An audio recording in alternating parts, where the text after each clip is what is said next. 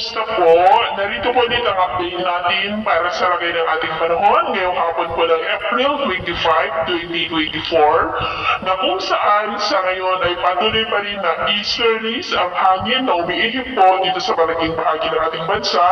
Ito nga ay mainit na hangin na nanggagaling din sa may silangan o sa Pacific Ocean. At sa ating long range forecast, nananatili pa rin na walang bagyo na namamataan na tatawid dito po sa ating bansa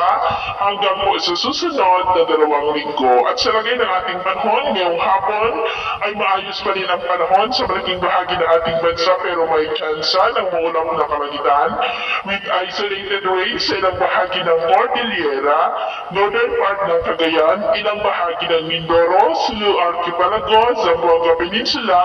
South Cotabato at Davao Oriental. At mamayang gabi maayos pa rin ang panahon sa malaking bahagi ng ating bansa pero may tsansa po ng maulang na kalangitan with isolated rains sa ilang bahagi ng Cagayan,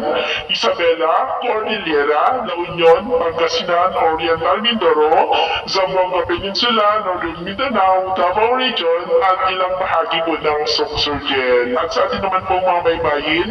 wala naman po tayong nakataas na namang gale warning signals pero bayong pag-iingat lamang po kung papalaot tayo para po mas makaiwas sa mga sakunang